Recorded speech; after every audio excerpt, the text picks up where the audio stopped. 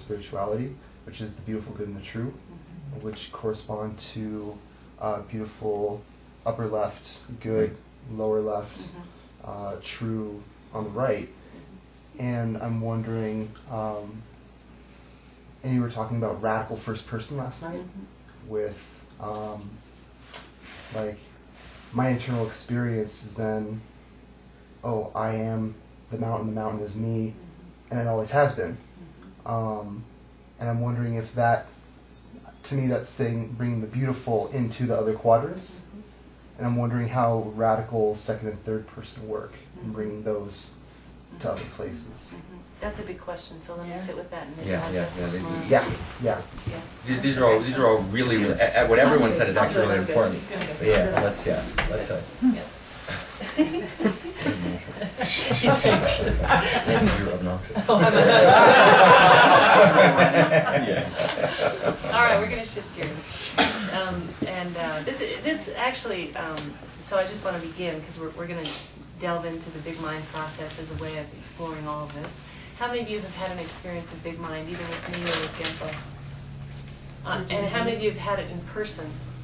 What does that mean, in person? You were facilitated in person as opposed to on video.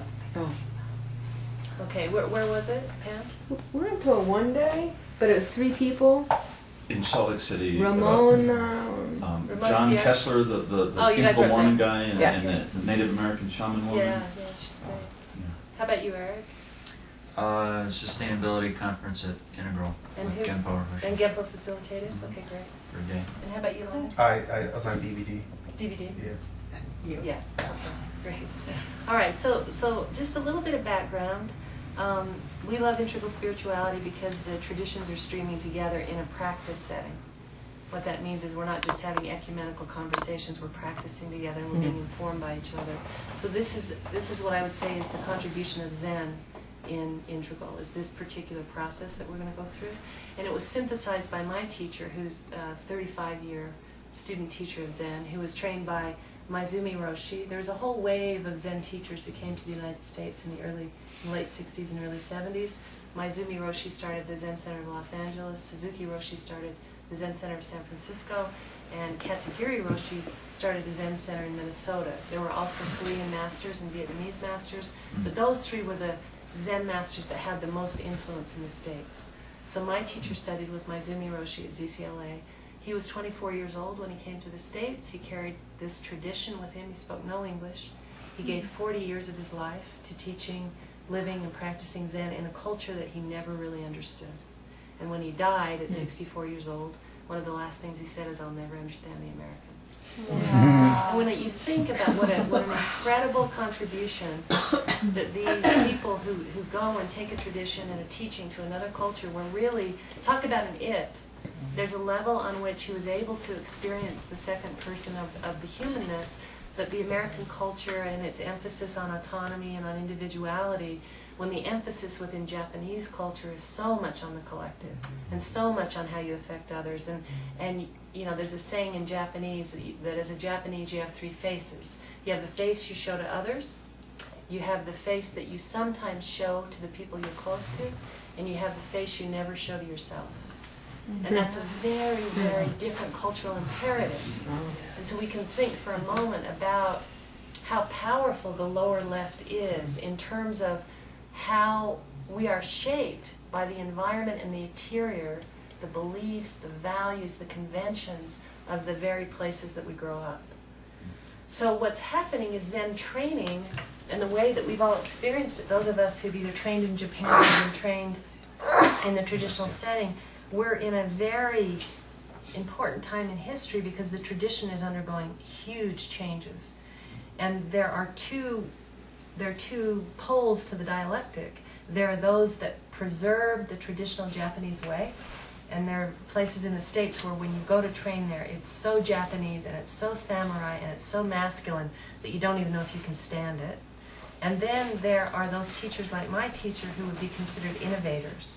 And they're taking the West and the sensibility of America, and they're mixing it with psychology, and they're mixing it with our love of freedom, and they're mixing it with a crazy chaos. And these 2 poles are in tension with each other. right? So the traditionalists are very critical of this particular teaching. But the reason that my teacher loves it so much is that he's seeing people awaken in ways that he never saw in the traditional training. So he's just dispersing it like crazy, and then he's going to let history decide what has real depth, and that whatever it is that's really going to take root and have meaning will do that, and he trusts that. So this is a combination of Zen, and it's a combination of voice dialogue, which is a Jungian method. What I'm going to do is I'm going to ask to speak to different aspects of who you are, and we're going to move the self, Jason or Lyman, your concept of who you are, into third. So it's going to be over here as an object, so we can look at Jason, we can look at John, we can look at Joy, and we can see what we see about him or her. And I'm going to ask to speak in first person to different parts of you. And through that, we're going to kind of move into looking at the parts of yourself that are beyond your ordinary concepts of who you are, and see what happens when we address different aspects of you that you're not familiar with, and just see what comes of that. All right, so there's just a couple of ground rules. The second person shows up because it happens in dialogue. So I'm going to serve as the facilitator, and I'm going to ask the questions, and we're going to explore together. And I'm going to ask to speak to a voice, and you're going to make a shift in your chair and just become that voice, okay? And then we'll explore it. I want you to know that, as Mark said this morning, that it's really your process. And at any moment, if you want to drop out, or if you have a question, or if you're upset, or if you don't like it, you're totally free to bring that in. Like, at any point, if you find yourself moving into third person and watching, and not being a full participant, I want you to raise your hand. And I don't want you to even understand anything about what's happening. We'll clarify that. But just like if you find that happening, it's really important, because you'll become an observer, and then you won't be able to have the experience. And it's my responsibility to help you have the experience. And what I found is if people allow me to help them during the process, it's always really easy. And what happens if they don't is then I have to do all this cleanup at the end. When it's over, people come to me, and then they want to meet with me tomorrow. But we can handle it in time. And that's the funny thing about third that we have to pay attention to when we separate like that. Because when we separate, there's always another side to us that actually still wants to belong. And so people always will come up afterwards seeking that reintegration. I want to do it in the process. Okay? Does that make sense to everybody? Do you all agree to that? Okay, good. That's good for me. And so let's just get started then. So I'd like to speak to some voices. The first voice I'd like to speak to is the voice of the controller. So if you just shift, identify as the controller, we'll take it from there. So who am I speaking to?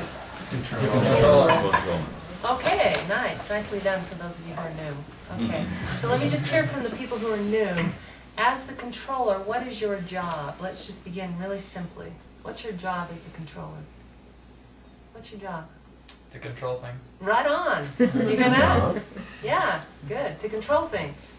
Okay, so what are some of the things you control? Now let's notice, he said to control things, right? What are things? People. Third person, right? Circumstances, the environment, things out there. What else do you control? People. People, second person. I try to control people in my relationships. Really? Who do you try to control as the controller? Myself, my actions. Okay, good. First person. So as the controller, I function in all three. Does everybody see that? I try to control Jeff. How do you try to control him as the controller? Prevent him from doing things that'll make him seem vulnerable. Or... Yeah, God, we wouldn't want that, would we? As the controller, we definitely don't want him to be vulnerable. Hell no. No. Let's be really clear. As the controller, you have absolutely no interest in the self being vulnerable. Right? Why? Because you lose control. Oh, yeah. I'm out of a job.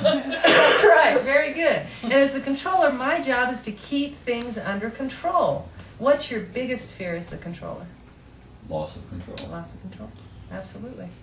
Absolutely. Very good. So that's your job, right? So what are some of the things you control? Let's just look at that again. Feelings.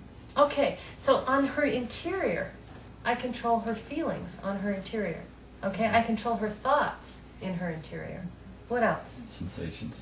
Sensations, right. So if there's a sensation of pain, I might try to ignore it. I might take medication. If I ignore it, I'm controlling in the upper